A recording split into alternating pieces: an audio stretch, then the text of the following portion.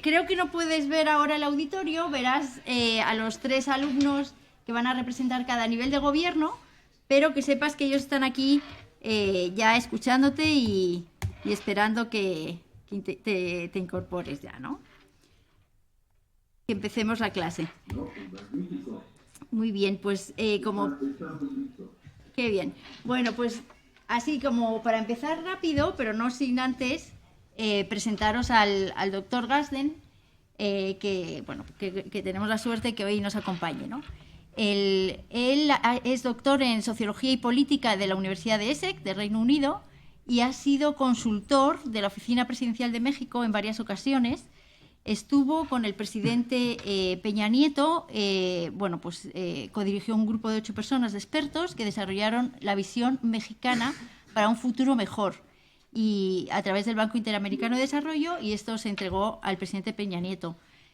Con el presidente Felipe Calderón, pues desarrolló y coordinó un programa nacional también de una gran visión para el futuro de México, 2030, y con el presidente Fox, Vicente Fox, dirigió el desarrollo del programa nacional Gran Visión para el Futuro 2030 y sobre todo elaboró el programa nacional por indicación del presidente Fox para el federalismo auténtico del 2002 a 2006.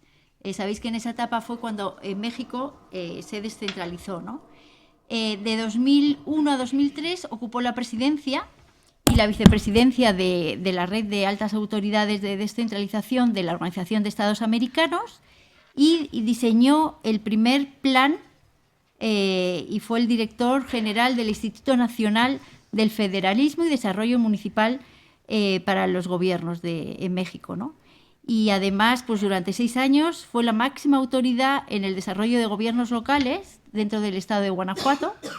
Y bueno, pues ahora mismo es consultor internacional, experto en gobiernos locales y políticas públicas, y es presidente de FIDEGOC, que es la Fundación Internacional para el Desarrollo de Gobiernos Confiables, que tiene 10 capítulos en 10 países en 3 continentes. Y también ha sido secretario técnico de FLACMA, que sabéis que es la Federación Latinoamericana de Unión Mundial de Ciudades y Gobiernos Locales, y con más de 16.000 municipios que coordina FLACMA, ¿no?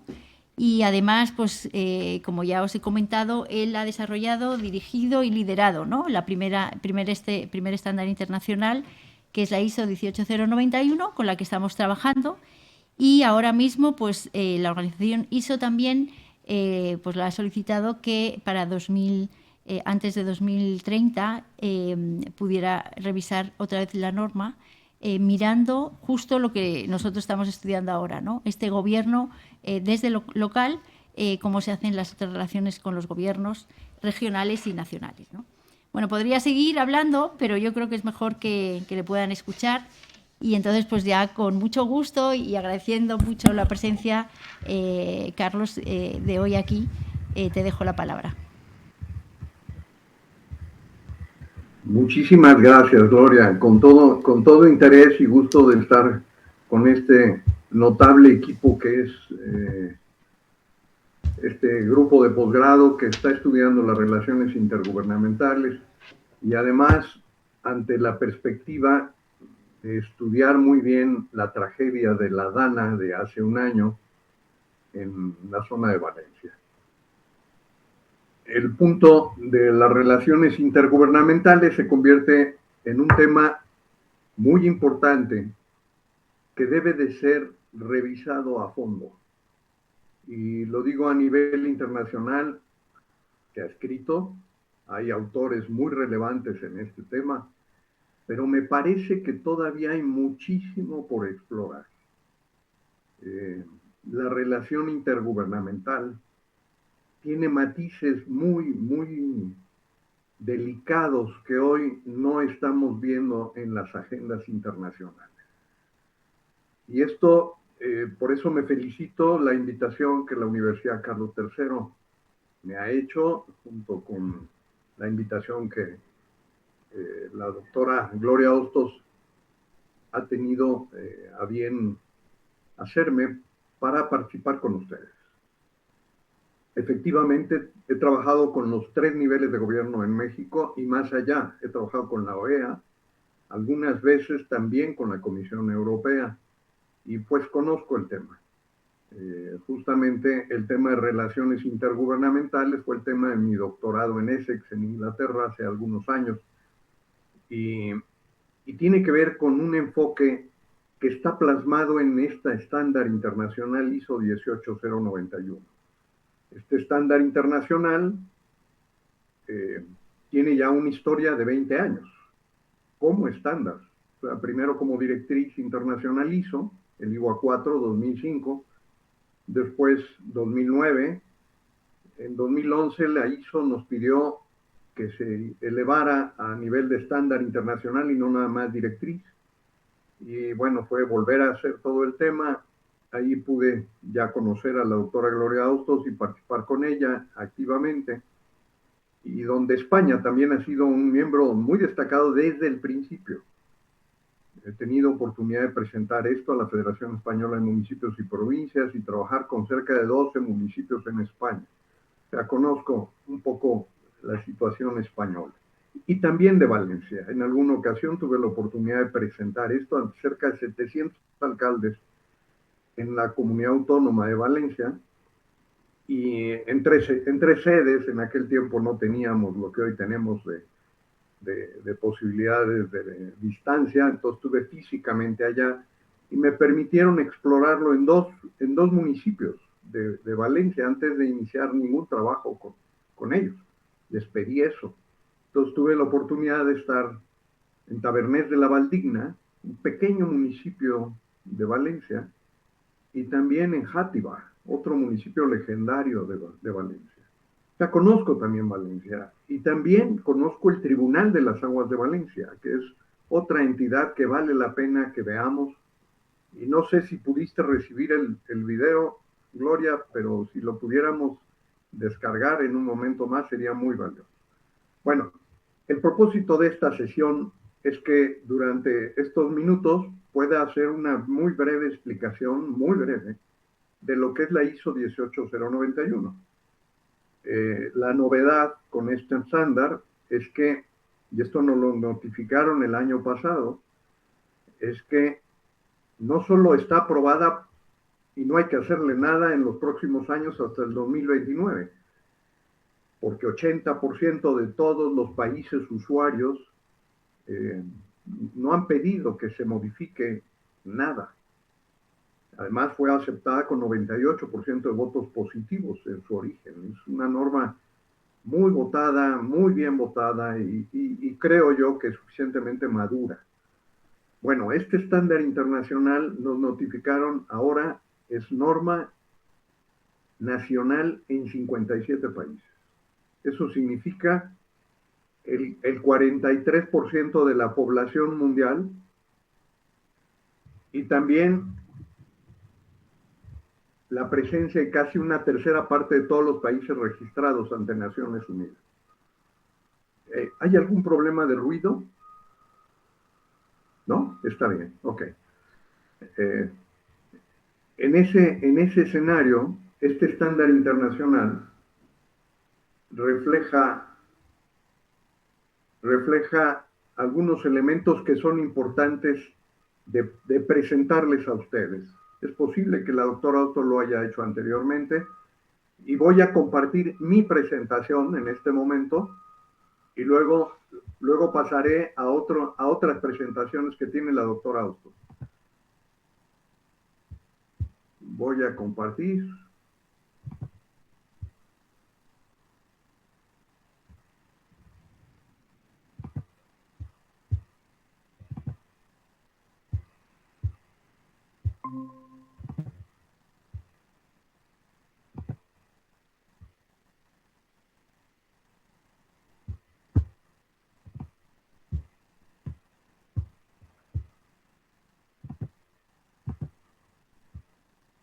Se está compartiendo bien, ¿verdad? Ya lo vemos. Ya lo ven. Perfecto. Bueno, nada más, así en un recorrido muy breve, muy sucinto. Esto tiene muchísimas cosas atrás, pero no nos vamos a detener en ellas. Tenemos aquí este es el elemento, el diagrama central de la ISO 18091. podrán ustedes ver 4 cuadrantes. Este es un círculo o una serie de círculos que se dividen en 4, y que estos cuadrantes tienen un enunciado básico que están en recuadros negros. El 2, el 3 y el 4 es la Agenda 21 de las Naciones Unidas. Y esto es el enorme diferenciador que se aprobó por Naciones Unidas en 1992 en la Cumbre de la Tierra entre lo que es crecimiento y lo que es desarrollo. Esto fue en Río de Janeiro. El desarrollo implica 1, desarrollo económico sostenible; 2, desarrollo social incluyente; 3, desarrollo ambiental sustentable o sostenible.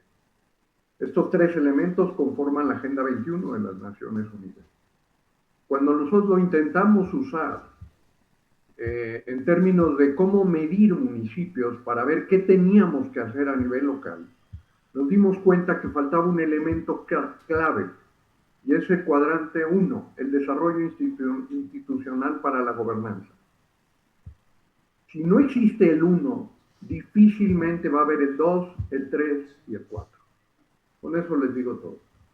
Esto tiene que ver con la gente, esto tiene que ver con la acción de la gente. Bien, en este esquema de conjunto integral, lo que tenemos aquí son 39 redes de política pública. Me atrevo a decir que hasta donde sabemos es el mapa más extenso de políticas públicas en el mundo. Bien, esto está en círculo. Significa que todos los temas son importantes. Pero además son círculos que tienen colores. Rojo es lo que nadie debería de tener. Amarillo es un poco más, pero no suficiente. El verde es el mínimo aceptable. Y el platino es las mejores prácticas. El paradigma en el mundo hoy en materia de gobiernos es mejores prácticas. Les puedo decir con 40 años de experiencia de trabajar con gobiernos que el modelo de mejores prácticas no sirve para mejorar gobierno. Y no sirve por una razón muy sencilla. Porque las mejores prácticas esconden peores prácticas. Las mejores prácticas hacen que nos focalicemos en un asunto, el que quieran ustedes. Pero entonces dejamos lo demás abajo de la alfombra, para que no lo vea la suegra, como diríamos en mi época. O sea, aquí lo importante no es tener las mejores prácticas. No hay ningún gobierno que tenga todas estas mejores prácticas. Tendrá algunas, pero no todas, nunca. ¿Por qué? Porque esto no existe en el mundo, como no existe cero defectos. El tema, bajo este paradigma, es trabajar sobre las prácticas mínimas aceptables, pero todas. Es decir, tener verde en todo, es tener el mínimo aceptable en materia de calidad en gobierno. Esto es el nivel de confiabilidad. Me dirán, oiga, pero como me lo dijeron en España hace años, es que aquí todos los gobiernos son confiables, ¿será? Depende de cómo lo veamos. Hoy está demostrado que los gobiernos no son realmente confiables. Y el punto no tiene que ver con que sean confiables en una cosa, sino que tienen que ser integralmente confiables. Es decir, que tengan el mínimo aceptable en todo. Y eso es otro enfoque muy diferente. Bueno, con esta introducción les puedo decir, aquí tenemos abajo los 17 Objetivos de Desarrollo Sostenible de las Naciones Unidas, que se han incorporado a estos 39 indicadores de política pública en la versión 2019, que es la vigente. Y esto es lo que nos ha permitido entender las graves carencias que tiene la Agenda 2030 hoy y pensar en una post-Agenda 2030 que implique la integralidad. No nada más 3 objetivos de desarrollo sostenible, sino los 17 trabajados bajo una perspectiva diferente a cómo se ha hecho. Y además, donde se involucre a los gobiernos locales. Recorro esto muy brevemente, tendremos oportunidad de hacer algunas preguntas al final. Aquí tenemos el primer cuadrante, que es uno de los que ustedes ya han trabajado. Por eso no me detengo más. Lo vamos a ver posteriormente. Aquí está el cuadrante número 2, que tiene que ver con desarrollo económico sostenible. Tenemos el cuadrante número 3, que tiene que ver con desarrollo social incluyente. Y tenemos el cuadrante número 4, que es desarrollo ambiental sostenible o sustentable. Todos estos trabajan en combinación. Es decir, yo puedo tomar, esto no significa que no se pueda ver, que no pueda haber prioridades. Mi prioridad puede ser la seguridad pública. Eso en México es un tema donde no hay gobierno que no tenga esto como prioridad. Sin embargo, la seguridad pública no nada más implica armamento, policías, entrenamiento, capacidad de estratégica. Implica también, por ejemplo, que la iluminación de las calles funcione bien, pero eso está en servicios públicos, otra área muy diferente. O que el tema de género, igualdad de género, sea incluida. Y vamos, los rojos en igualdad de género o en términos de servicios públicos afectan el rojo en materia de seguridad pública, por supuesto. Esto trabaja bajo transversalidad horizontal. Y así podríamos hablar de si la pobreza afecta a la seguridad o si la educación cívica y la cultura cívica afectan la seguridad. Por supuesto, yo jalo la prioridad y tengo que jalar cualquier cantidad de indicadores de otras estructuras para construir un modelo integral. Esto les da una idea de cómo esto trabaja dinámicamente. Pero déjenme mostrarles algo más, y que es materia, aquí tienen ustedes la transversalidad horizontal, los 17 objetivos trabajando bajo esa lógica. Pero déjenme mostrarles este otro diagrama, que es central en lo que vamos a tratar el día de hoy. Ustedes tienen los indicadores aquí a nivel de gobierno local, pero también lo tienen a nivel de los ciudadanos, que finalmente toda la estructura de gobierno está diseñada para procurar condiciones de desarrollo para los ciudadanos. La muerte de un ciudadano es suficiente tema para ver qué pasó en la proveeduría de servicios expresados en política pública que cruzan no nada más al gobierno local, sino al gobierno regional, en este caso el gobierno autonómico, pero también podríamos hablar de las diputaciones provinciales, o el gobierno nacional, el Estado español en este caso. Estos tres niveles de gobierno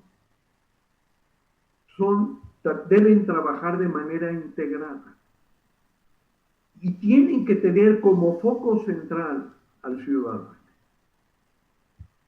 Este enfoque justamente es uno de los temas que hemos solicitado a la ISO revisar. El nombre del estándar hoy, del estándar internacional, es ISO 18091, calidad en el gobierno local. Ya se aprobó en la Asamblea Plenaria de octubre 17 del 2025 en Lima, del Comité 176 de la ISO, donde se hace la norma más cotizada de la ISO, que es la ISO 9001. Este estándar sobre calidad en el gobierno local regula la manera de aplicar la 9001 en el gobierno local. Y cambia muchísimo la manera como la 9001 se ha aplicado en términos de gobiernos en principio, pero también serviría para aplicarla de otra manera en otros contextos. Bien, en esta lógica se aprobó que puede haber un cambio de nombre y que ya no sea calidad en el gobierno local, sino calidad desde el gobierno local. Y desde el gobierno local implica analizar la cadena de valor agregado que aportan los tres niveles de gobierno con relación a los ciudadanos. Entonces, lo que me es muy importante decirles es que detrás de estos 39 indicadores de política pública y sus subindicadores, que puede haber 300 o 400, lo que ustedes quieran, porque son modificables, es la adaptación de los indicadores fundamentales de política pública a un modelo donde se adapta a las circunstancias concretas de un gobierno, que podrán ser distintas en Londres o en Madrid que en un pueblo en Botsuana. Por supuesto que son diferentes, pero los principios son los mismos. Entonces, en esta aplicación, detrás de eso hay procesos, hay un sistema de gestión. Y algo que hemos encontrado es que en los objetivos de desarrollo sostenible, una de las graves carencias que hay es que no hay sistema de gestión. Son objetivos, pero no hay procesos atrás. Y cuando no trabajamos los procesos, algo falta, algo no se está cumpliendo. O no nos podemos explicar por qué sucede lo que sucede. Si nosotros, voy a poner un ejemplo muy malo en esto de la relación de procesos, y me regreso un poco aquí. Si nosotros analizamos los procesos que tendrían que ver, por ejemplo, en el tema que nos compete, en esta, como ejemplo de relación multinivel, es el tema del agua, la DANA, ¿sí? ¿Dónde está el gobierno nacional en términos de sus responsabilidades, en términos de rojo, amarillo, verde o platino? ¿Dónde está el gobierno autonómico en términos de rojo, amarillo, verde o platino? ¿Dónde está el gobierno local en materia de rojo, amarillo, verde o platino? Bueno, detrás de estos rojos, amarillos o verdes o platinos hay procesos. Es un sistema de gestión que está atrás. Si yo les dijera que en México el crimen organizado, él cuida sus procesos mejor que cualquier gobierno, casi se los puedo afirmar. ¿Por qué? ¿Por qué los cuida? Porque si no cuidan sus procesos, los matan, los agarran, pierden la mercancía, dejan de ser competitivos en términos de las luchas entre las distintas facciones del crimen. Y los gobiernos no entienden casi nada de procesos. Vamos, cuando se certifican en ISO 9001, y me pasó desgraciadamente con AENOR, certifican una parte y dejan de certificar otra. Por ponerlo en términos ridículos, certifican la oficialidad de partes y dicen que están certificados. Pero el problema es que hay detrás de todo esto. No quiero que me certifiquen en la manera de recibir documentos. Quiero que me certifiquen integralmente en todo lo que hago como tarea y desempeño de gobierno. Bien, detrás de estos procesos se cumplen los principios, y sé que estoy hablando con sociólogos y con gente experta en derecho y en ciencia política. Detrás de los rojos no hay casualidades, hay vacíos con intencionalidad. La pregunta central en ciencia política es quién gana qué, cuándo y cómo. Si nosotros podemos responder a la pregunta de quién gana qué, cuándo y cómo, y por qué hay rojos y no verdes en una localidad o en un gobierno central, no vamos a entender el sistema. Bueno, si esto sucede a nivel de un gobierno, ahora expliquémoslo a nivel de la relación intergubernamental. Quiero decirles que entre este nivel de gobierno y este otro hay un sistema de gestión. Hay procesos que yo no he visto, no sé si ustedes hayan visto un mapa como este antes, pero este mapa es muy importante para entender que entre el nivel del Estado español y el gobierno autonómico, aquí hay un sistema de procesos que casi nadie revisa. Y luego entre el gobierno autonómico y los municipios hay un sistema de gestión con procesos. Y luego que entre estos tres niveles de gobierno hay un sistema de gestión integrado que tiene que ver con los ciudadanos. Cuando esto no se cumple, lo que tenemos es un fenómeno que en términos clásicos podríamos definir como de ingobernabilidad institucional. Que está muy bien localizado en esta frase que tomo de Powell y Di Maio, y es la gobernanza, la no gobernanza institucional es gobiernos paralelos compitiendo entre sí ante una misma población en un mismo territorio. Lo repito, gobiernos paralelos, compitiendo entre sí ante una misma población en un mismo territorio. Este proceso, ¿sí? O este sistema de procesos, en términos positivos, lo podríamos enunciar de esta forma. La gobernanza es la construcción de una coherente arquitectura integral de gobiernos, política por política pública, de cara a los ciudadanos. Es decir, cuando estos tres niveles, o cuatro, o cinco niveles de gobierno permiten trabajar de manera integrada, fluida, sin obstáculos, y esto se refleja en la vida de los ciudadanos, nosotros estamos construyendo verdaderamente gobernabilidad.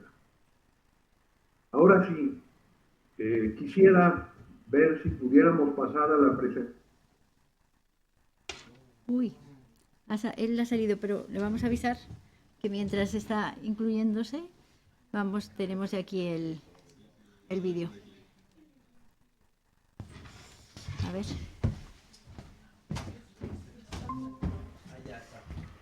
Perdón, me desconecté por error. Sí, Carlos, no te preocupes, estamos incluyendo ahora el vídeo.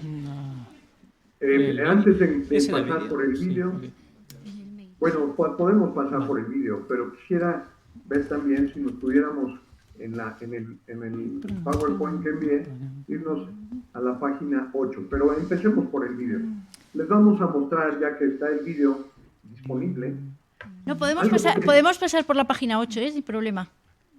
Bueno, empiecen entonces por la página 8 para explicar al final. Sí, pero para que lo vamos a compartir en la llamada.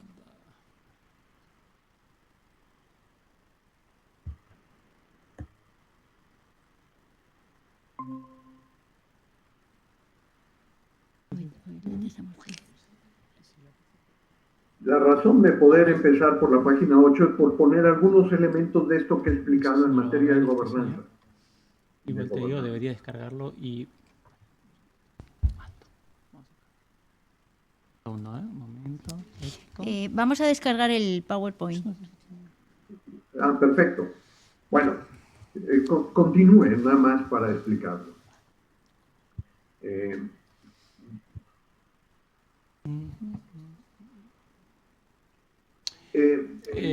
Sí, lo que pasa es que quería descargarlo y... viene alguien más. Ayuda. Sí. Muy bien, esto es... cooperativos. Muy bien. Ahora estoy compartiendo pero no sé si es el que queríamos compartir.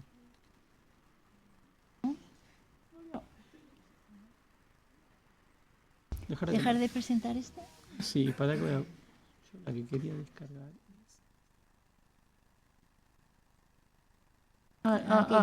Perfecto. Ahora sí, pero pará, vamos a compartirlo.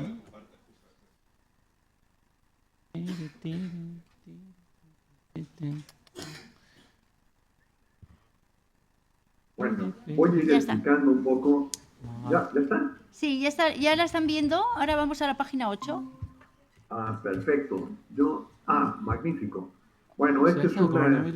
¿Cuál es la página 8? ¿Es esta? Es que ahora vale. Esa, la anterior. La anterior. Todo esto es un trabajo conjunto, ¿eh? Gracias. Muchas gracias. Más Gracias. antes, un poco más. Más antes. No, entonces ya me...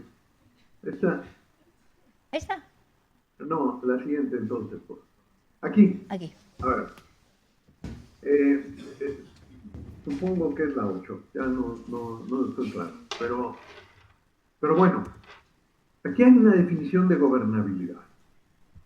Y aquí lo que estamos tratando, y este es un documento que presenté hace algunos años en materia de federalismo, que en México es como se llama la relación intergubernamental. Otro día podríamos trabajar el tema de federalismo de otra forma, que es un tema apasionante. Algo que hace falta definir bien en España. Pero bueno, ese es otro tema. Bajo esta lógica, gobernabilidad, según el Banco Mundial, es el ejercicio del poder político para gestionar los asuntos de una nación. Vamos a la siguiente, por favor. Pero hay una pregunta que está detrás. ¿Realmente los gobiernos gobiernan? ¿Los gobiernos gobiernan? Esa es la pregunta. La siguiente, por favor. La gobernabilidad, en contraste con la gobernanza, es que la gobernabilidad está más centrada en el tema del control. Y eso es correcto, está bien, pero no es suficiente. La gobernanza está focalizada en la capacidad de lograr suficiente consenso en la adopción de políticas. Y esto tiene que ver pues con todo un enfoque en las relaciones intergubernamentales. La siguiente, por favor. Para construir esta relación intergubernamental es importante distinguir entre las diferentes nociones de gobernanza en una línea continua. Bueno, no les voy a leer lo que ya está ahí, se las dejo, ¿sí? Pero lo importante es cuando esto tiene que ver en relación a los intereses de la sociedad civil. Cuando esto está situado básicamente en términos del poder y su matriz. Y también cuando esto tiene que ver con el poder de la sociedad en la implementación de las políticas nacionales y locales. Vamos a la siguiente, por favor. Entonces, gobernabilidad y gobernanza son polos de un mismo continuo. Yo lo pondría en términos de un lápiz. Aquí tengo un lápiz. Ay, sí. Bueno, no sé si lo ven, pero en un lápiz yo tengo un carboncillo en el centro. Eso es gobernabilidad. Lo que rodea al lápiz es la gobernanza. En realidad son polos de lo mismo. Si yo le quito la gobernanza, lo que me queda, aunque parece ser que la gobernabilidad y el control son muy firmes, en realidad son muy débiles, porque pierden legitimidad y eficacia. Bueno, la gobernabilidad es de arriba hacia abajo. La gobernanza es de abajo hacia arriba. Y esta noción de abajo hacia arriba es lo que está inmerso en la ISO 18091. La siguiente, por favor.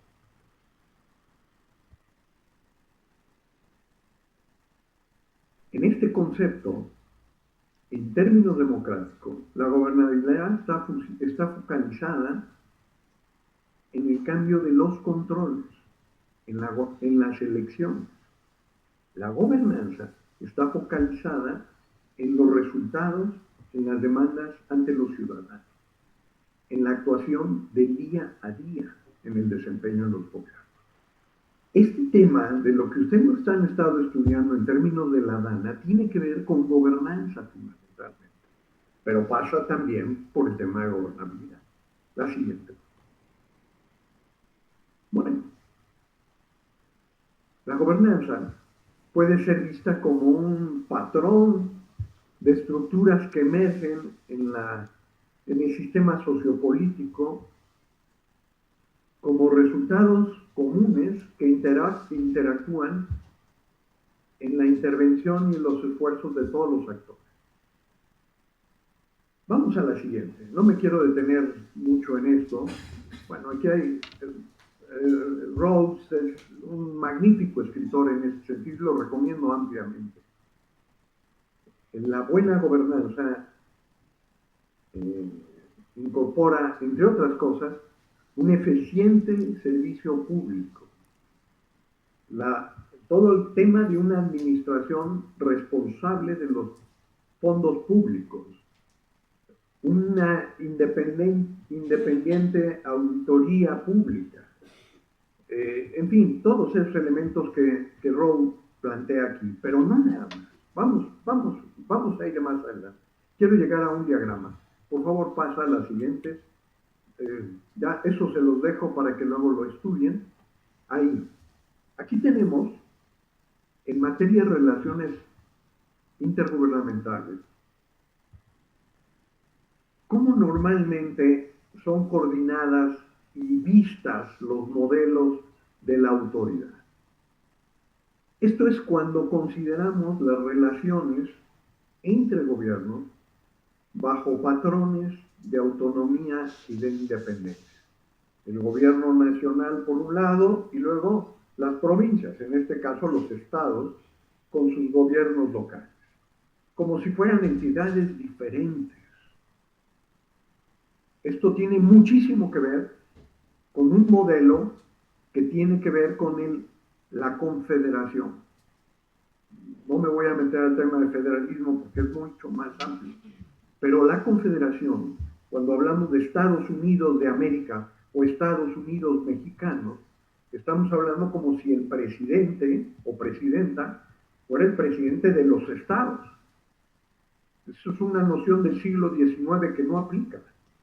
No, el presidente de los Estados Unidos y el presidente de los Estados Unidos mexicanos es el presidente de todos los ciudadanos, no nada más de los estados. Entonces, este modelo, que es un modelo muy anticuado, no nos funciona para entender la relación intergubernamental. ¿Podemos ver la siguiente? ¿Se desconectó? No. No la veo. ¿No la puedes ver? Ay, es que quería que te vieran a ti porque como estabas hablando y estábamos viendo un esquema. Perdón. No, nada más, porque si no yo no la veo. Vale. Estoy guiándome en lo que tú presentas. Perdón. ¿Aquí? No. En cualquier momento tengo que compartir mi salario. Mi salario con... A ver. A ver. Perdón, es que no la ve él entonces. ¿Por qué no se puede compartir la ventana? No sé por qué. Ahora. Como si hubiera desconectado algo. Ya está. Ahora. Perfecto, muy bien. Perfecto. A ver, este es otro modelo. Cuando vemos al Estado Nacional, aquí dice los gobiernos estatales, aquí estaríamos hablando en el caso español de las autonomías y los gobiernos locales. Aquí lo que tenemos es un patrón de jerarquía, ¿sí? De dependencia de unos de otros. Tiene algunos elementos importantes. Esto es de Dick Wright y algunas adaptaciones de Adi Carrera que hizo posteriormente. Yo lo tengo en mi tesis de doctorado. Pero en fin, este es un patrón de autoridad inclusiva. Es jerárquico. La siguiente, por favor.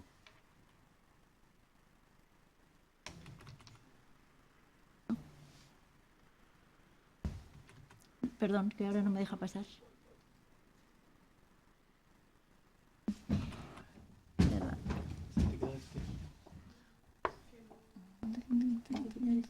Sí, se lo quito.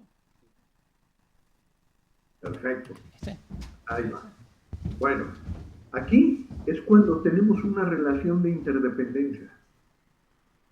Y aquí tenemos un modelo donde se sobreponen los distintos elementos de poder en relación a lo que significa una relación intergubernamental. Esto tiene que ver con interdependencia, donde el patrón fundamental es la negociación. Vamos al siguiente, por favor. Este modelo pretende reflejar lo que normalmente ocurre entre gobiernos. Verán ustedes al gobierno nacional en el centro de estos círculos, y donde están los gobiernos regionales en la periferia, pero en la extrema periferia están los gobiernos locales. Y los ciudadanos, por otro lado. O sea, las flechas indican pues, que a lo mejor el gobierno nacional se focaliza con los ciudadanos, está orientado hacia allá, pero los gobiernos provinciales o regionales están orientados hacia otras cosas y los gobiernos locales hacia otras cosas. Esto lo que significa son redes de política fragmentadas.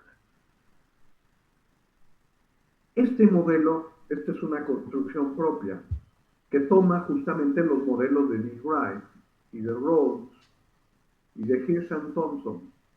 Bueno, estos esquemas, ahora donde el gobierno nacional es el centro, es un poco lo que vemos en Naciones Unidas, en el enfoque que tiene con los objetivos de desarrollo sostenible. Los que firman son los países, no firman los gobiernos locales, no están incluidos en este escenario. En la Agenda 2030 hoy no aparecen. Debían de estar, claro que debían de estar, son los actores principales. Sin embargo, este es el patrón. Cuando estamos trabajando con este patrón, lo importante es qué hace o no hace el gobierno nacional. Ahora pasemos al siguiente modelo. Aquí es cuando los ciudadanos están en el centro.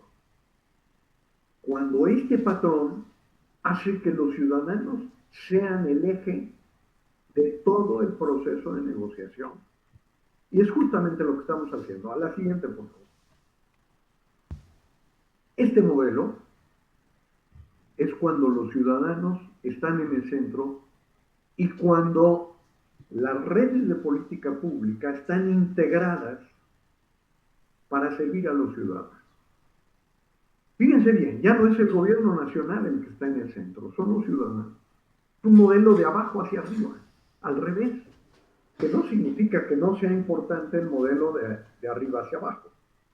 Es importante, total, pero lo más importante es el bottom-up. Cuando eso se da, nosotros reorganizamos desde el territorio la relación intergubernamental.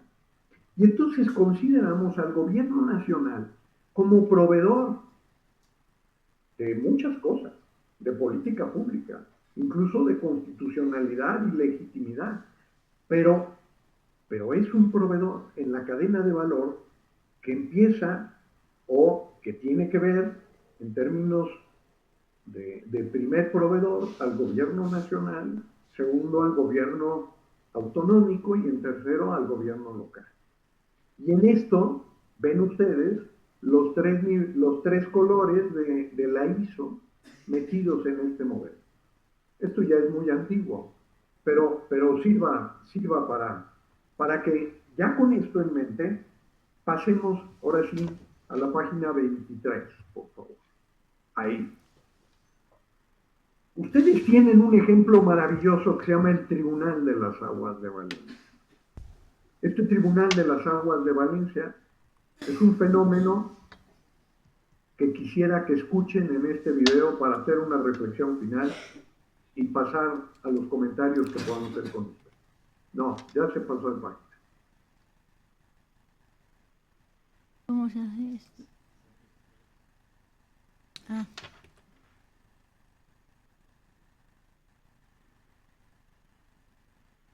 Ay. Debería estar en el centro del vídeo. Debería estar ahí. Más. Habilitar edición. ¿Dónde dices? Habilitar edición. A ver, ¿le doy a control? No, es que no está el vídeo. Bueno, mientras surge el video. Vale. Este Tribunal de las Aguas de Valencia fue creado por los árabes. Es muy poco para tener un vídeo. Carlos, Carlos, ¿lo puedes intentar poner tú en tu ordenador? Porque no se ha descargado.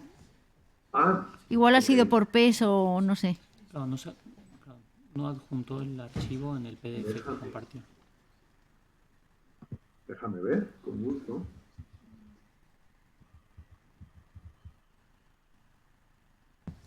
Gracias.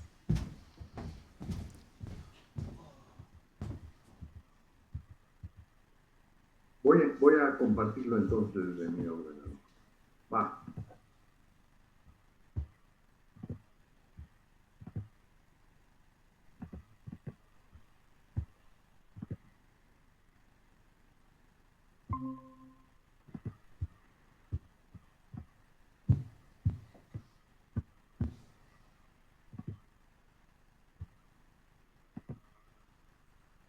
¿Ya se ve? Sí, ahora... Perfecto. Voy a intentar pasarlo, a ver si tenemos suerte.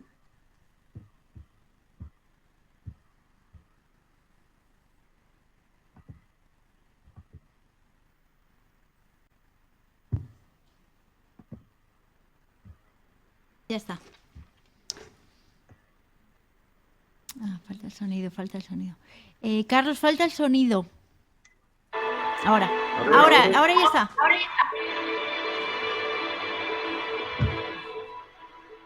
Por ser un elemento fundamental para la vida, pero en ocasiones escaso, la regulación del uso del agua es tan antigua como... Perdón, yo ya lo paré sin querer. Como la humanidad.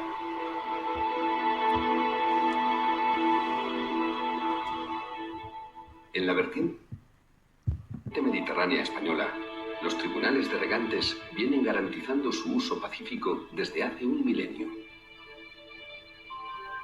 Estos tribunales encarnan los principios de cooperación, respeto, acceso compartido y aprovechamiento sostenible del agua.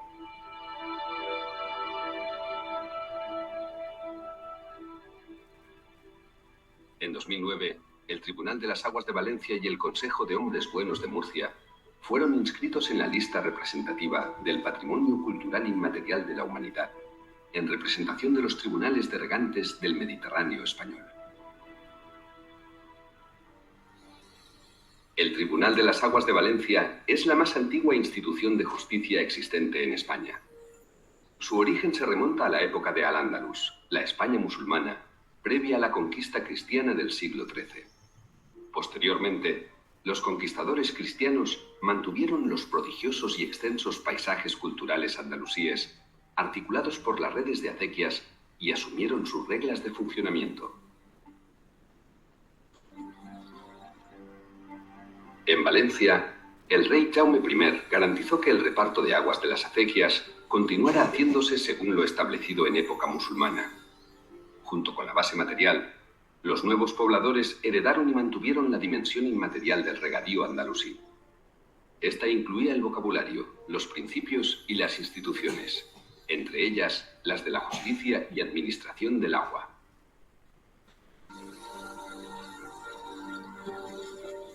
Este legado fue llevado siglos más tarde al continente americano por los colonos españoles, adoptándose como modelo de sistema de regadío y de organización social.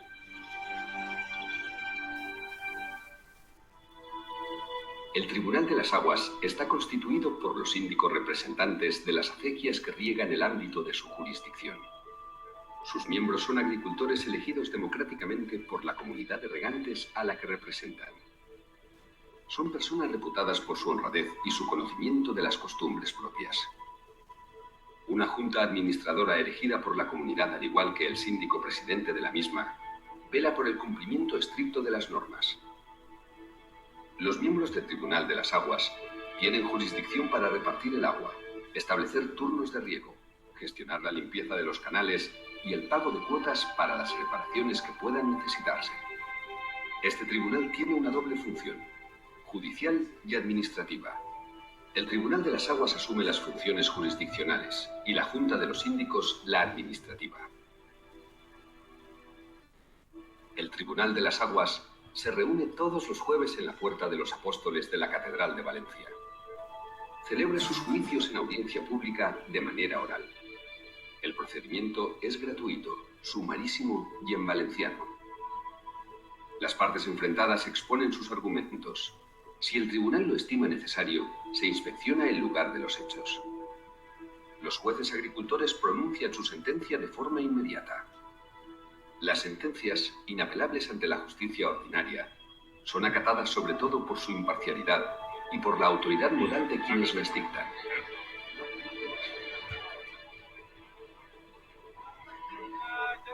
El tribunal dispone de un alguacil para convocar a los demandados y garantizar el orden en la conducción de los juicios. Lleva el gancho, instrumento cotidiano de los guardias de la acequia, que se ha convertido en símbolo de autoridad. La ejecución de la sentencia corre de cuenta del síndico correspondiente. Además, el Tribunal de las Aguas de Valencia desempeña un importante papel como símbolo visible de la comunidad a la que pertenece. Así lo demuestran sus rituales y su fuerte presencia en la iconografía local.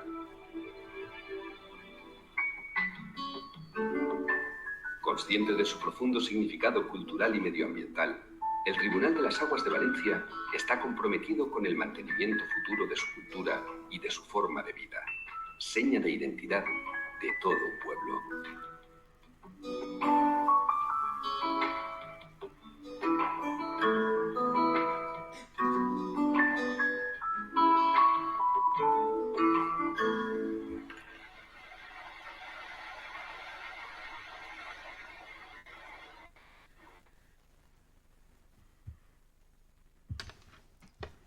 Muy bien.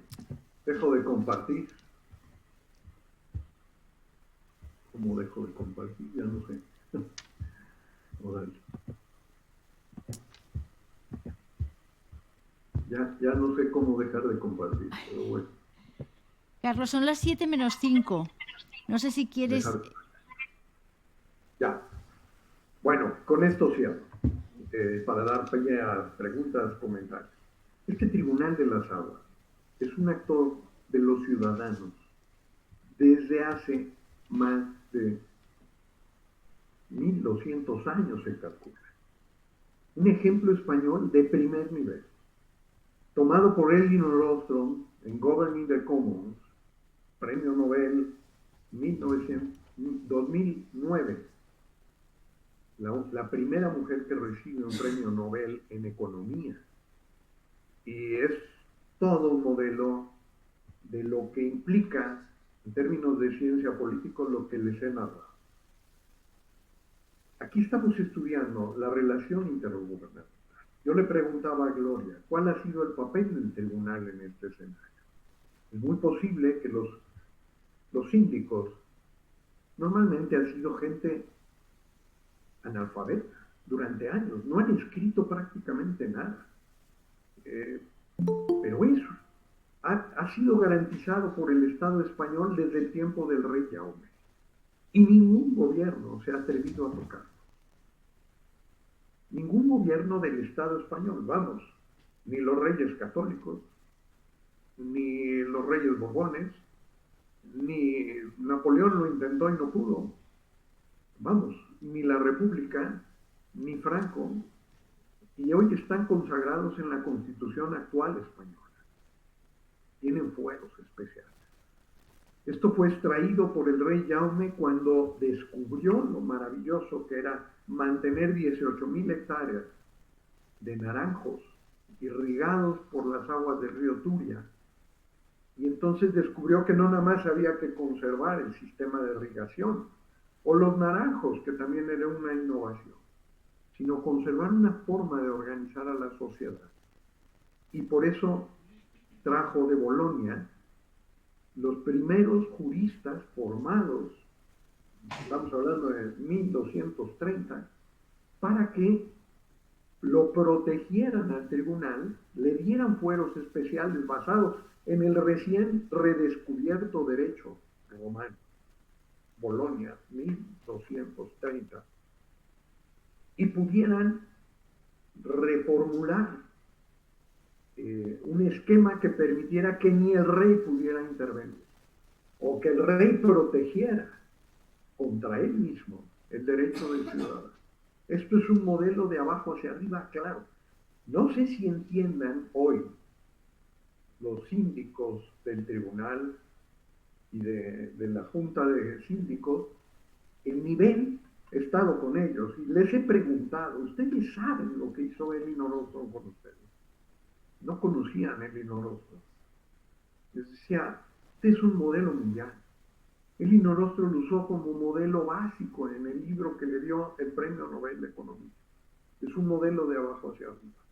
Esto nos permite entender cómo faltan elementos de proveeduría donde el Estado español garantice, junto con el gobierno autonómico y junto con las localidades, un modelo de gobernanza de abajo hacia arriba y de arriba hacia abajo, que permita construir justamente las condiciones de gobernanza que requieren los ciudadanos en términos de bienestar.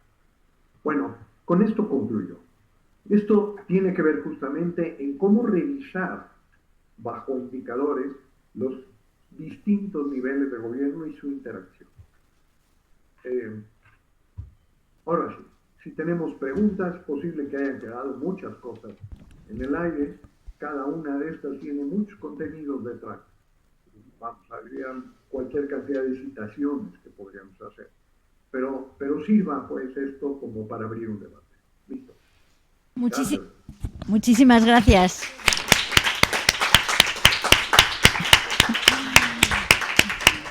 Muchísimas gracias. ¿Alguna pregunta para el doctor Garsden? Quien quiera hacer preguntas, tenemos un micro o directamente venís aquí. Micro. O si queréis, bueno, son las 7. Ahí tenemos el micro.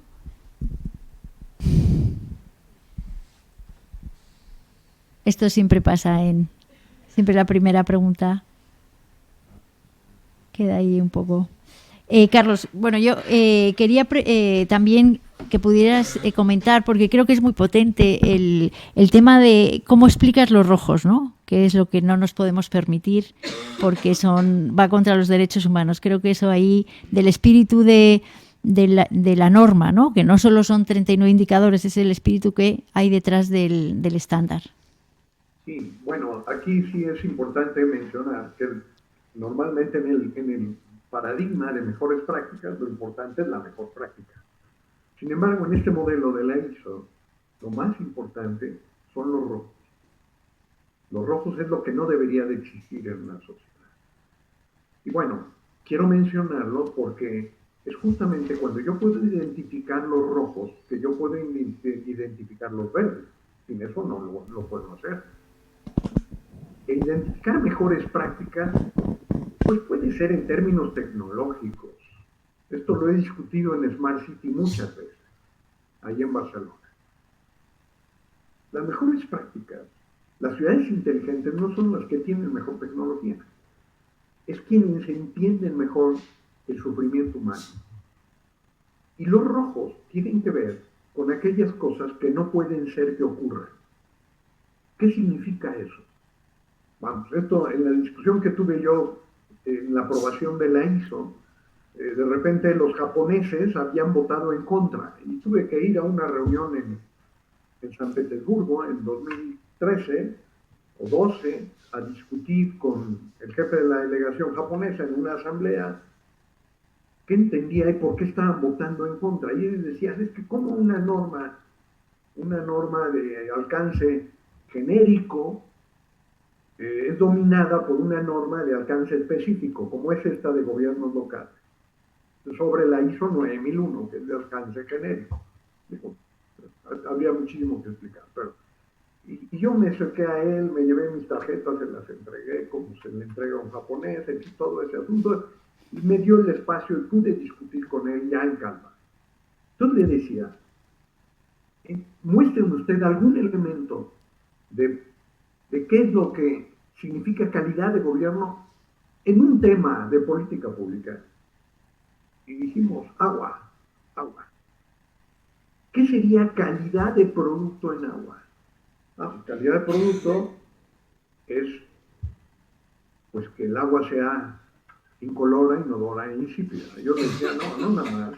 No puede tener más de 7 partículas por 1.000.000 de materia orgánica contaminante. No puede tener una sola partícula de arsénico ni de mercurio, ¿verdad? Sí, es correcto. Muy bien. Eso es calidad de producto. ¿Qué es calidad de servicio? Y decía, bueno, no es examen, yo se lo explico. Calidad de servicio, pues es justamente que el agua llegue a todos. Por lo menos, en términos mínimos, al 95% de toda la población, esa calidad de producto. Pero ¿qué sería hoy en el tema de la rana? Pues que la calidad de servicio es que el agua llegue y no se rompan las fuentes primarias del agua y se inunde una ciudad, o que la canalización siga los instrumentos adecuados que técnicamente deberían de seguirse. Pero no nada más es eso, es todo el instructivo de procedimientos que tendrían que seguirse en términos de calidad de servicio. Eso es un poco lo que estamos discutiendo en esto que vamos a ver de rojos, amarillos y verdes. Pero le decía yo algo más. ¿Verdad que no se le puede morir nadie de sed en su municipio? Me dijo, claro que no. Estoy hablando de un japonés. Hoy les preguntaría a ustedes, ¿verdad que no se les podría haber muerto nadie por la DAN? Claro, nadie. Es más, no debía haber habido daño alguno. Si todo hubiera sido funcionando bien en términos de calidad de servicio. Pero le decía, ¿verdad que no se le puede morir nadie de sed? No, pues no. ¿Y cómo le llama usted a eso? Calidad de producto, calidad de servicio. Le dije, mire, no, vuelvo a decir, no es examen, se lo digo yo. Se llama calidad de política pública. Y la calidad de política pública está atrás de la calidad de servicio y de la calidad de producto. La calidad de política pública es ética atrás de los servicios y de los productos. Es los derechos de los ciudadanos. Entonces, rojo es aquello que no puede ser que ocurra en una localidad. Eso significa que no se me puede morir nadie de sed, pero tampoco nadie de hambre. No puede ser que una mujer dé a luz en la calle, o que una niña sea acosada al ir a la escuela caminando a los 8 años. ¿Verdad que no puede ser? ¿Verdad que no puede ser que un anciano no tenga pensión? ¿Verdad que no puede ser que la movilidad no le permita al anciano ir a cobrar su pensión? La movilidad pública. ¿Verdad que no pueden ser? ¿Cuántas cosas no pueden ser en una sociedad? Son los rojos de la ISO 18095. Cuando yo tengo claro los no pueden ser, yo puedo definir los mínimos aceptables de esos no pueden ser. ¿Sí? Eso me permite definir los verdes. Y en medio, porque no es una dualidad, como nos pretenden poner los modelos populistas, lo que tenemos, hay un amarillo en medio, que lo podemos definir, que es la gradualidad yendo hacia el verde.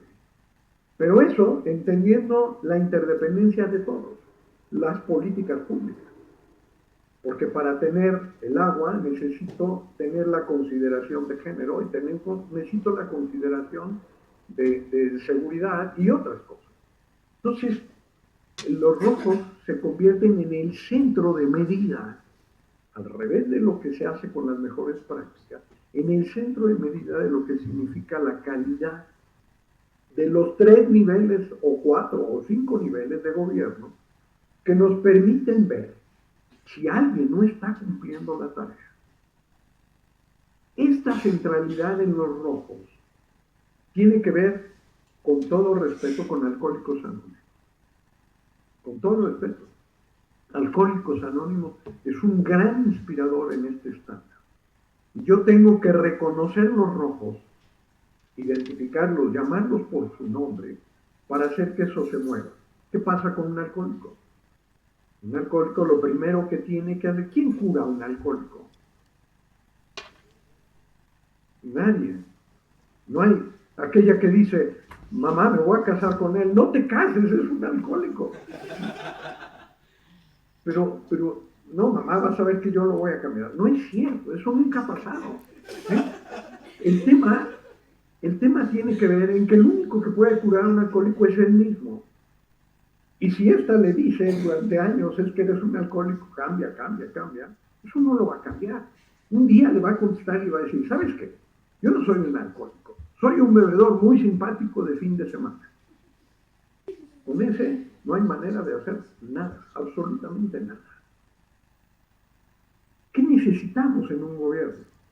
Pues reconocer sus rojos, como en el alcohólico.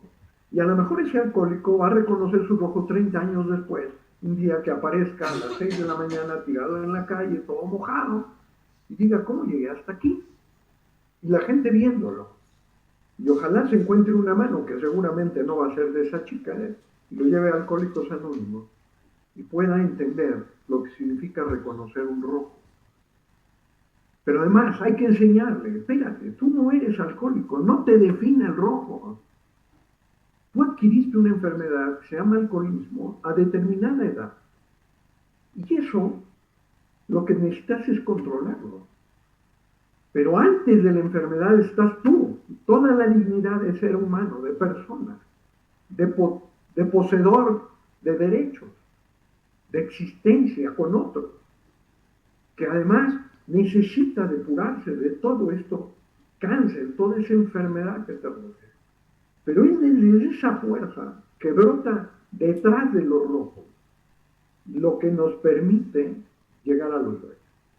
Bueno, sirva una larga explicación, pero es un poco eso.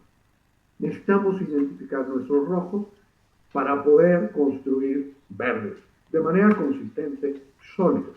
Y cuando podemos reconocer nuestros rojos, nombrarlos, y poder decir cómo voy a pasar de los rojos a verdes, nosotros tenemos los elementos centrales de gobernanza. Y en términos de comunicación de la gobernanza. Bueno, hasta ahí, Gloria, gracias. Muy bien, pues vamos a pasar ahora a analizar algunos indicadores, igual no nos da tiempo a los 9, pero pediría a los 3 alumnos que representan a cada nivel de gobierno que se incorporen. Vamos a poner y compartir el Excel que Alonso ha unificado para poderlo hacer más eficientemente. A ver, ¿me ayudáis con el compartir este? Y os subís aquí para...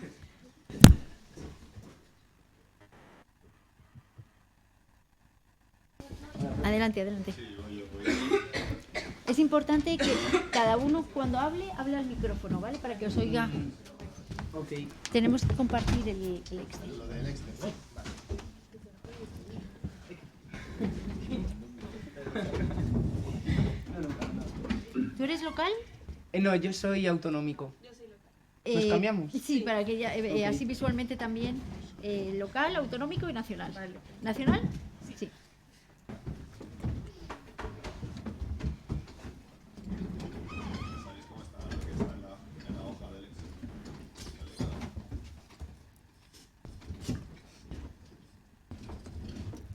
Bueno, has puesto en cada pestaña un... Está muy bien. En cada hoja de... Sí, no pasa nada. Y está puesto los 9 de seguido. Muy bien. Vale, entiendo que aquí lo que queréis ver es que se vea bien el Excel, ¿no? Sí. Vale. Mejor. Ahí lo tenéis. ¿Cómo se llama? Natalia, ¿y tu compañera? Vale. Bueno. ¿Perdón? Vale, bueno, pues vamos a empezar con Natalia, que... Pero yo soy el autonómico, ¿eh? Ya, no, pero este se llama Natalia también. Vale. Vamos a empezar con el ámbito local y vamos a empezar, que es un tema importante también, es el punto 1.2 de asociación y colaboración comprometida. Parece que en la DANA, si faltó algo, fue esa falta de coordinación, ¿no? Entonces vemos que en el 1.2 El verde significa que el gobierno local tiene estrategias de colaboración comprometida y de cooperación a nivel nacional, regional e internacional. Y estas estrategias son coherentes con esa planificación de gobierno local y esas relaciones políticas y actividades. No lo leo más porque ya lo conocéis. Entonces, ahí, Natalia, cuéntanos el porqué del color, si te quieres referir antes de pre-Dana y post-Dana, así brevemente, y vamos pasando después por cada nivel de gobierno, ¿vale? Perfecto. En nuestro análisis... ¿Puedes escuchar, Carlos? No. Acércate más al micro. Si no, el micro de mano mejor, sí. Ok. A ver. ¿Aló? Habla más alto. ¿Aló? ¿Me escuchas? Carlos, ¿puedes escuchar? Habla. ¿Aló? Ahora sí. Perfecto, ya. Sí. Bien.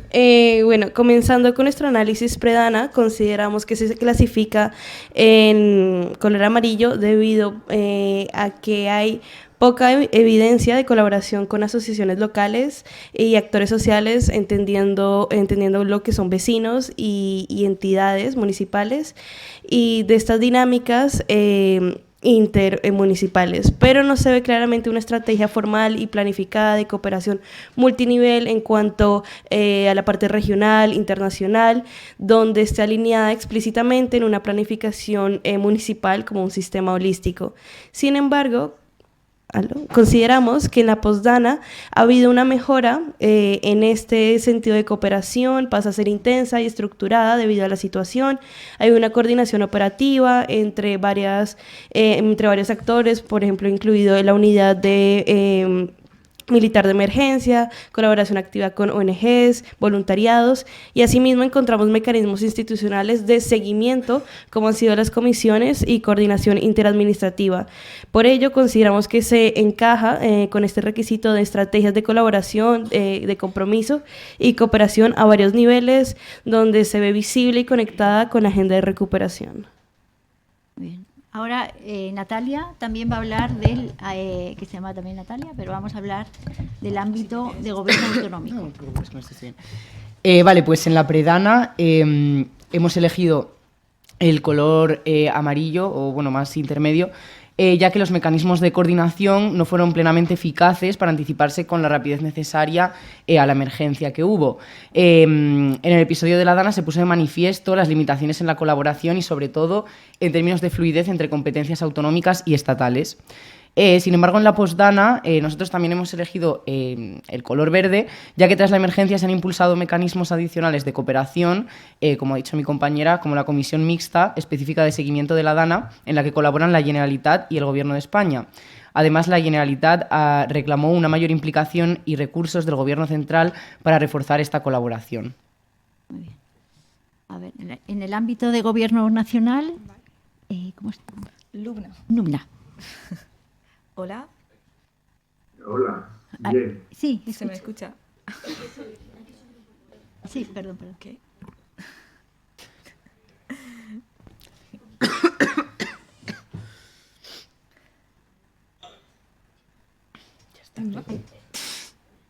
Ya. Adelante. Vale.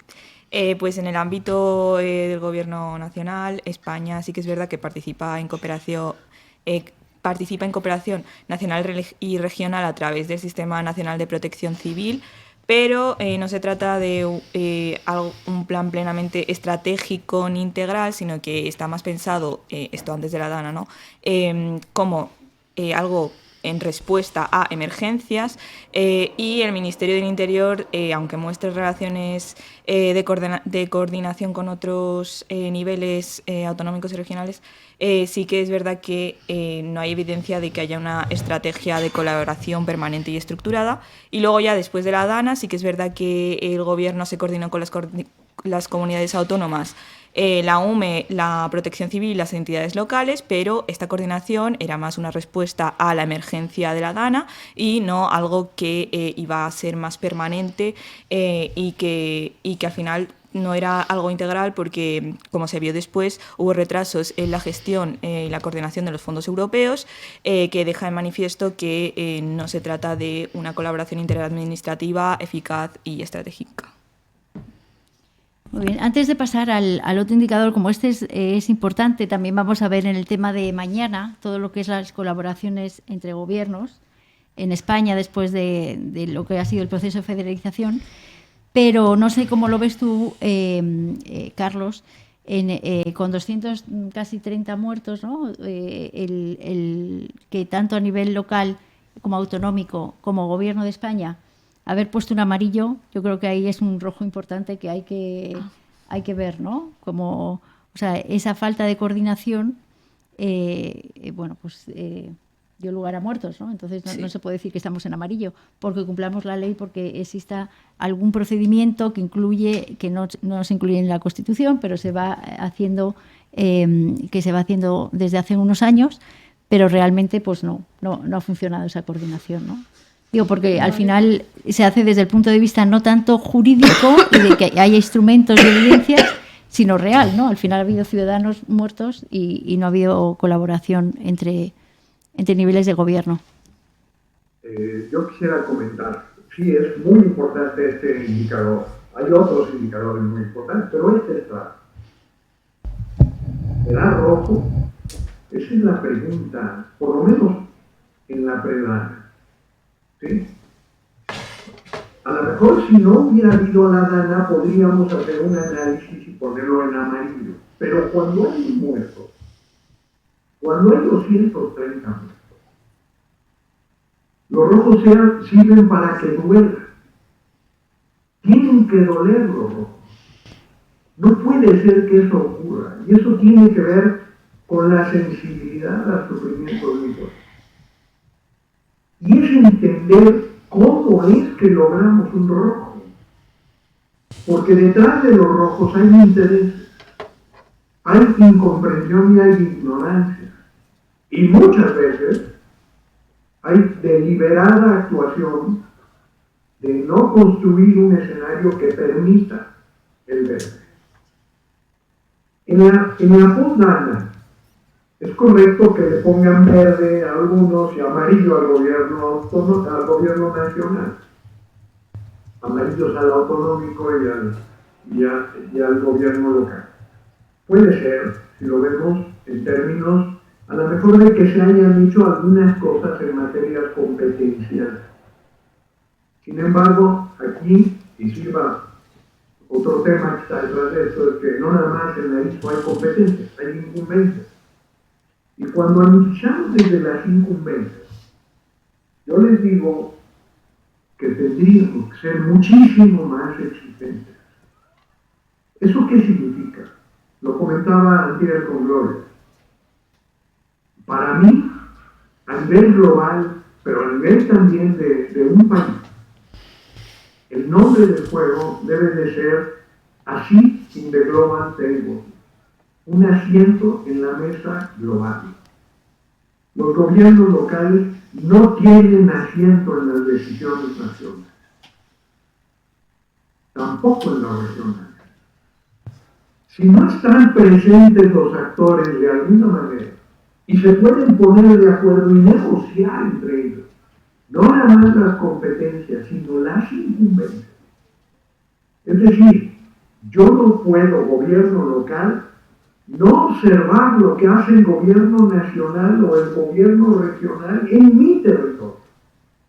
Tengo que tener la capacidad de poderte decir, antes de que ocurra, que tu incumbencia está fallando. Y puede ser que no tenga la competencia para hacerlo, pero sí tengo el deber moral, la incumbencia de velar por mis ciudadanos y poderte decir plenamente si estás o no haciendo la tarea. Bueno, efectivamente, esto tendría que asegurarnos condiciones de confiabilidad. Y la pregunta es, ¿ocurrirá otra dana y volverá a suceder esto? Si el verde logrado me asegura ese nivel de confiabilidad, bien, entonces es verde. Pero si no me lo asegura, entonces no puede ser. Bueno, lo dejo nada. Gracias, Lore. Y gracias a las dos Natalias y también dos supernombres ¿Qué gobierno nacional en este? A ver, ahora, ¿cómo es? Sheila. Lubna. Ah, Lubna. Me lo acabo de inventar, Lubna. Bueno, seguimos con ellas mismas también, otra vez con Natalia, para ver el 1.3, que es también un indicador muy importante de profesionalización de los servidores públicos, en el mismo sentido de que, bueno, pues si esa falta de profesionalización significa muertos, pues hay que mirárselo bien, ¿no? A nivel local, clasificamos a nivel rojo debido a que antes de la DANA no se encuentra un funcionamiento normal, se podría decir, en cuanto a convocatorias, plazas, y no hay una evidencia clara del ayuntamiento de Requena que tuviera perfiles de puestos bien definidos, un diagnóstico de necesidades de formación, ni una política visible y sistemática para asegurar dicha continuidad y profesionalización del personal como sistema. Sin embargo, tras la DANA lo clasificamos a amarillo debido a que el ayuntamiento hubo una mejora en su organización para asegurar dicha continuidad, el uso de las bolsas de trabajo, cubrir vacantes, los planes de empleo para reforzar la capacidad administrativa y operativa, pero sin embargo no llega al verde porque no hay una evidencia sólida y pública de un paquete completo en lo que se podría denominar el diagnóstico formal de formación, perfiles plenamente regulados y una evidencia de cumplimiento generalizada. Muy bien. A ver, ámbito autonómico. Bueno, en el ámbito autonómico también señalamos la predana en el nivel rojo, ya que la alerta masiva se envió a las 8:11 de la tarde, cuando ya habían fallecido muchas o la mayoría de las víctimas, y la consejera de la Generalitat reconoció desconocer el sistema hasta la tarde, lo que refleja pues una falta de preparación y coordinación pues muy grande. En postdana, como ya nombré antes, se crearon estructuras como la Comisión Mixta de la DANA para coordinar medidas técnicas y aprendizaje institucional, pero es verdad que no podemos ponerlo en el nivel verde, ya que hubo tardanza en ayudas económicas a familiares de las víctimas, y esto pues evidencia aún carencias en la transparencia y en un cumplimiento riguroso de los protocolos. Muy bien. A nivel nacional, ¿Mira? Aquí estamos. Vale, a nivel nacional nosotros hemos puesto en predana y después de la DANA los dos amarillos. Antes de la DANA sí que encontramos que hay procesos de profesionalización históricos, pero con avances graduales y no siempre homogéneos entre administraciones. Sí que existen actividades de formación, pero no un sistema plenamente estructurado de diagnóstico de necesidades ni perfiles homogéneos en todas las administraciones, porque había bastante diferencia entre ellas. Había procedimientos y formación parcial, pero que no eran adecuados o que no estaban plenamente desarrollados. Luego ya después de la DANA los déficits fueron significativos en capacidades técnicas, en gestión de datos, en la profesionalización y en la agilidad administrativa, y todavía persistían los problemas estructurales que habíamos visto antes de la DANA con la lentitud administrativa y la falta de perfiles especializados, la escasa evaluación del desempleo, etc. Muy bien. Bueno, aquí el tema de la formación, pues la verdad sí resultó, Carlos, evidente que era la máxima responsable del CECOPI, decía que no sabía qué era eso de el alert. Entonces, bueno, pues eso, en ese nivel de gobierno era evidente que no se puede tener una responsable que no sepa ni siquiera los sistemas, pero igualmente a nivel nacional, pues se ve que no hay tampoco. Ahora sí se están haciendo, durante este año se han ido haciendo también simulacros de incendios y de catástrofes naturales a nivel nacional, pero hasta el momento pues no se había hecho mucho de eso, ¿no?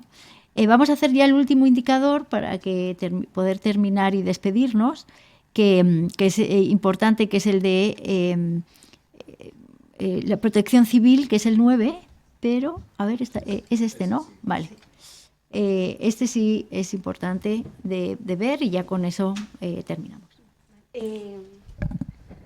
Evaluando el gobierno local de Requena, lo clasificamos en rojo debido a que en la predana hubo alto riesgo de inundaciones por el río Magro y su terreno local.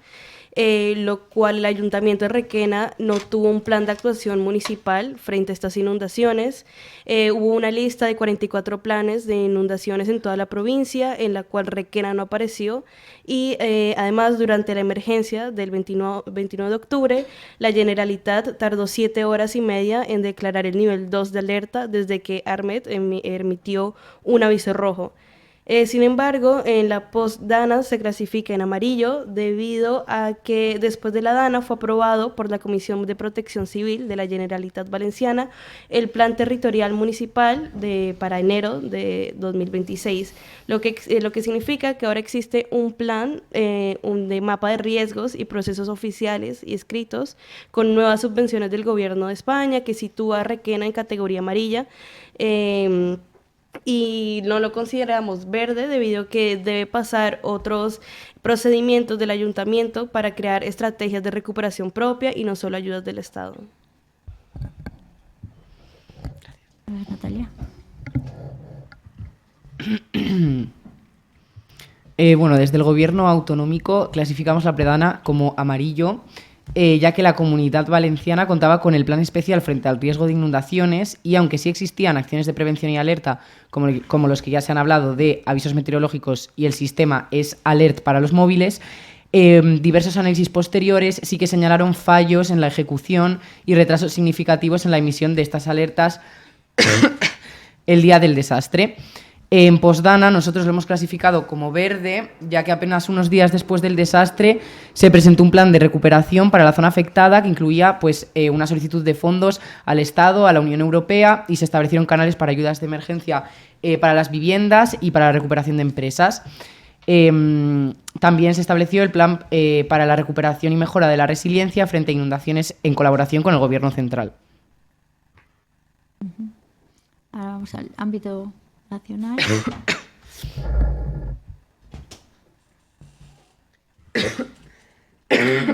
Aquí. Aquí. Vale. Pues nosotros a nivel nacional volvemos a poner ambos momentos en amarillo. Antes de la DANA encontramos que existe una falta evidente de prevención. Desde el Parlamento Europeo ya comentaban que había una falta de obras hidráulicas y gran parte de los municipios no contaban con la prevención adecuada, aunque sí que es verdad que hemos encontrado ejemplos como Castellón, que sí que en las danas anteriores se notaba que tenía un plan de prevención y que los bomberos y equipos de emergencia sabían hacer frente a esta situación de emergencia. Esto es debido fundamentalmente a que a partir de los años 80 en España se da menos importancia al sector forestal, excepto cuando se trata de extinción de incendios, y se llevan a cabo y se empiezan a llevar menos obras de restauración de cuencas y además se cancela el convenio de hidrología forestal que mantenía el Gobierno central con las comunidades autónomas, que en consecuencia, luego, como veremos después de la DANA, provocó bastantes problemas y daños graves. Entonces, antes de la DANA, aún así, estaban previstas mejoras en el sistema y una renovación de la red de radares, pero no eran prioritarias y iban con bastante lentitud. Luego ya después de la DANA encontramos que el Gobierno de España presentó varios fallos, como ya hemos comentado antes, en la coordinación y en la gestión de la operación de emergencia. No se coordinó bien con la Generalitat y retrasó bastante la movilización de la UME. Después de la DANA sí que se han puesto en marcha más medidas de prevención y de protección civil ante emergencias. La alerta móvil llega con bastante más rapidez y se hace mucho más caso a los avisos de la EMET. Además, en la legislación española se ha incorporado un permiso retribuido para las personas que tengan que abandonar el puesto de trabajo por motivos climatológicos y para que las empresas protejan a sus empleados. Entonces, la reacción y el aviso se da con muchísima más antelación que antes de la DANA y se dan muchísimas más instrucciones y con mayor claridad. El Gobierno también ha llevado a cabo busca implementar una formación también en colegios e institutos sobre cómo actuar ante una catástrofe de estas condiciones y también tiene planes como el Plan de Acción de Educación Ambiental para la sostenibilidad, que pues también busca fomentar un poco el conocimiento y la formación en medio ambiente en los institutos y en los colegios, y igualmente lo hemos puesto en amarillo porque todavía queda mucho por hacer y también por esta falta de coordinación que hemos hablado al principio sobre el Gobierno central y la Generalitat y la UME. Y también por el retraso de las obras hidráulicas que todavía están en proceso y porque queda mucho por hacer y que existe una falta evidente de personal especializado. Además, todavía no se termina de poner el foco en el cambio climático y en la importancia del medio ambiente en la agenda política, que al final es un factor muy importante a la hora de hacer frente a este tipo de situaciones y emergencias.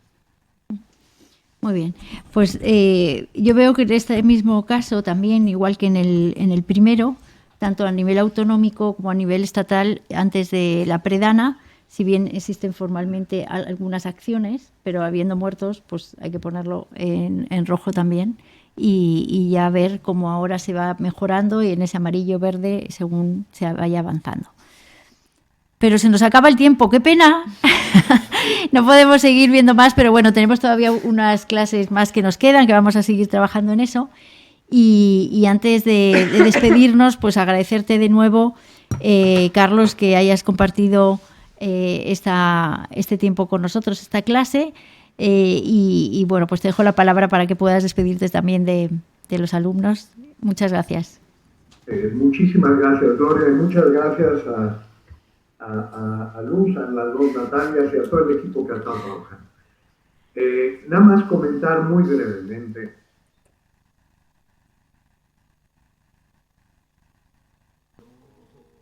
Ay, no.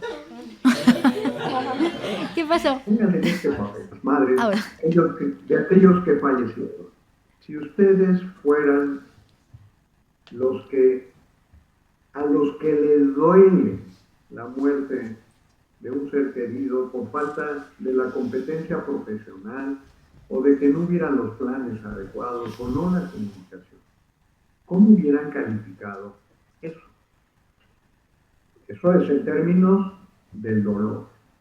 La otra es que ustedes son científicos sociales, aunque sean de derecho, son científicos sociales. Y ustedes tienen que conservar fría la cabeza y entender el dolor y poder ver qué tenemos que hacer para que ese dolor no vuelva a ocurrir nunca, nunca. Esa es la lógica de los que construyen los aviones. La calidad en un avión se llama 6 sigma. 6 sigma. Son 2 errores en 1.000.000. La variación no puede ser más allá de 2 en 1.000.000. Y nosotros estamos calificando a lo mejor muy suavemente, pero no se nos puede caer un avión. Eso es el nivel de rigor que implica la mejora en la administración pública. Y nosotros muchas veces no entendemos la dimensión de lo que se incurre cuando la administración pública no se cuida. Pero no nada más la administración pública, son todos los sectores de la sociedad que descansan en políticas públicas. El académico, la sociedad civil organizada, el sector productivo y por supuesto los gobiernos. Este conjunto de cosas implica hacer muchísimo más allá que lo que está escrito en las leyes.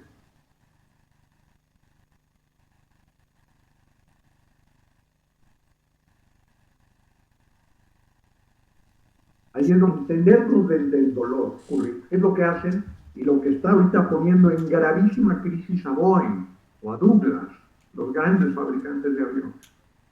Se tienen que preguntar cómo es que ocurrió lo que pudiera haber ocurrido en términos de que se abre una puerta como sucedió con un Boeing hace poco tiempo, a nivel del espacio aéreo. No puede ocurrir, ¿cómo es que ocurre? Bueno, y entonces dejan 300 aviones en el piso y no pueden despegar hasta que entiendan dónde estuvo el problema, dónde estuvo la falla. Ese es el nivel de pasión y de tecnología y de profesionalismo que requerimos. tema es si nuestros gobiernos son confiables, si podemos descansar en ellos. Y cuando estamos hablando, y muy bien lo citaba Luis, en términos de cambio climático, de los riesgos que esto implica, bueno, pues poder justamente hacer propuestas que nos permitan asegurar amarillos o verdes, pues es el reto. Y esto tiene que ver con el manejo de riesgos. La ISO 9001 contiene hoy, y también la ISO 18091, por su influencia en la 9001, la ISO 18091 contiene íntegramente la 9001. Es el enfoque a manejo de riesgos. Y te tienes que preguntar, ¿qué tengo que hacer? ¿Qué tengo que documentar? Que el riesgo...